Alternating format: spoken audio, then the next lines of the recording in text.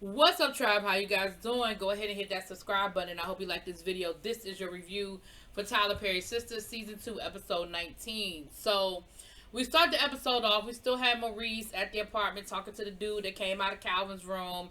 They still doing that back and forth innuendo that Calvin was in there and that he was having sex with Calvin. We found out that the guy's a scripper, but he in between jobs right now living with his mama. Okay, real extra, real over the top.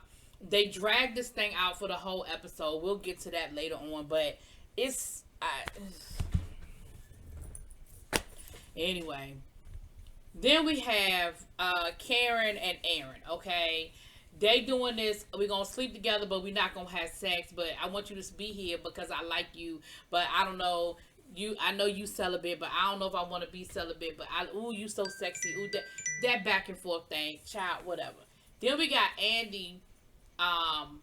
Gary still sending her flowers and stuff.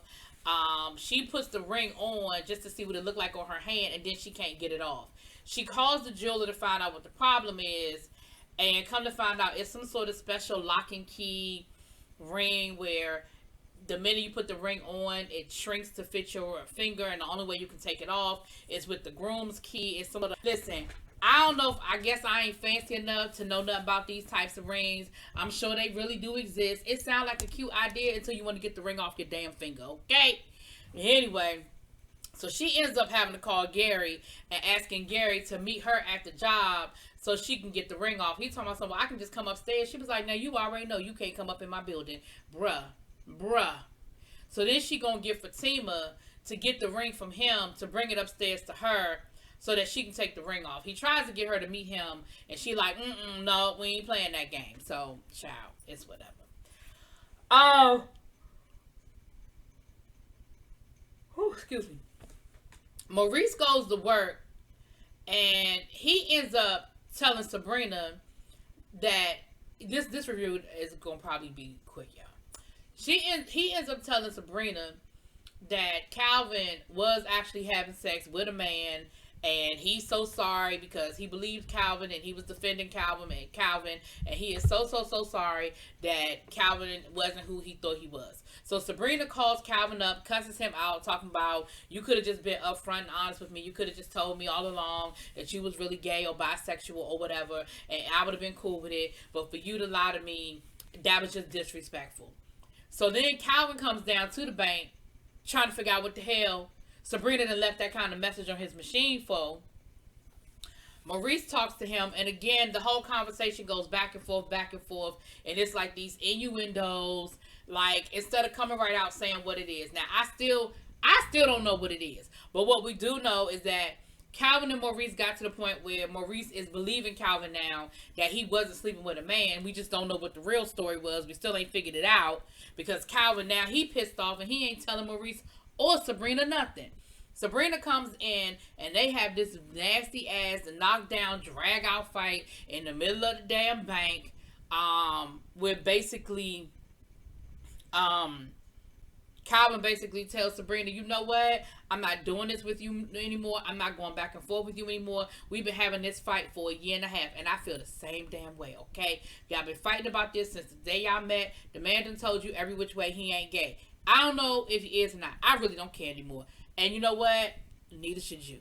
She says, don't worry about it. You are deleted and blocked from my phone. He said, fine. She said, fine. He said, fine. She said, fine. And he ran out the bank. And Maurice was standing there looking stupid because Maurice knows that he's the reason why this whole thing started, because he shouldn't have opened up his damn mouth. Because even if that was the case, hell, Sabrina and Calvin ain't even speaking right now. Why is that even an issue? Moving on. Calvin and the new guy have this crazy exchange about him saying bitch. I don't care.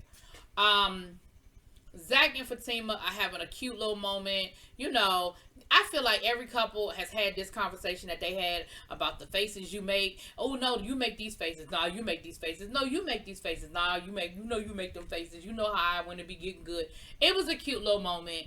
And then they talked a little bit more about the program and, Zach wanting to, work everything out, and, Fatima's like, listen, I told you ain't got nothing to worry about. I got your back. Again, cute little moment. So Karen calls Sabrina and Daddy down to the shop so she can let them know that Andy is still messing around with Gary, and what are they going to do about it. Now, Danny don't have nothing to say. And so Karen is like, so you've been wanting me to tell you what stuff is going on, and now I'm finally including you, and now you don't have nothing to add to it. You don't have no 2 cents. You don't have no opinion. Danny was like, I tried to tell y'all back at the bank that this wasn't going to be over, that this situation wasn't a wrap. Y'all ain't want me to say nothing at the bank. Y'all ain't want my opinion in, so you know what? It is what it is. And then she gave them some good advice. She said, listen, y'all, we just going to have to let this run its course. She is going to do what she wants to do. She's going to stop doing what she wants to do when she's ready to stop doing what she wants to do. In the meantime and in between time, there's really nothing we can do. There's nothing we can say. We can't change her mind. We can't make her feel no kind of way. We know Gary ain't shit. But most people, men, women, whatever, until they get that person out their system, it's nothing we can do about it. And of course, Sabrina is like, we gotta stop her. We need to go talk to her. We need to go tell her to leave him alone. And Danny is like, I mean, I don't know what y'all want from me.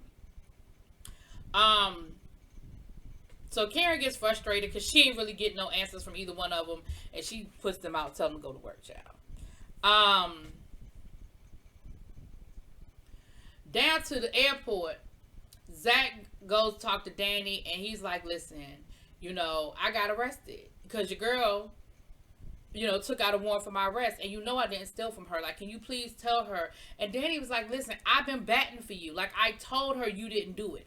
I told her you didn't steal that money, but you know how she is. Like, you gonna have to talk to her. He was like, I ain't trying to talk to her. And she was like, you gonna have to talk to her because you already know how she is. And he was like, nope, I don't have nothing to say to her. I don't want to talk to her. I don't have no conversation for her. I can't believe she did this to me. Like, she knows what this could be for me. And of course, Danny was like, listen, I'm sorry.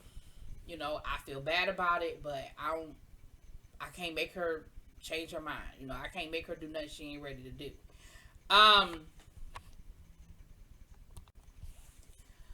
Danny does actually try to call Karen and try to convince Karen that, you know, Zach didn't do this. Karen ain't really trying to hear it. She's convinced, and you know, that's pretty much it. I'm sorry, y'all. I couldn't give y'all more.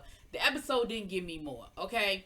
The scenes were way too long in this episode, and some of the stuff that they drug out, like the conversation that Maurice had with the scripper in his kitchen, went on way too long. The conversations at the bank with Maurice and Sabrina, child, I'm sorry, okay? I can't. I can't even make this a 10-minute video. I'm sorry. Y'all let me know what y'all thought. Did I leave something out? Did I miss something? My bad. Let a sister know. Talk to y'all later. Peace.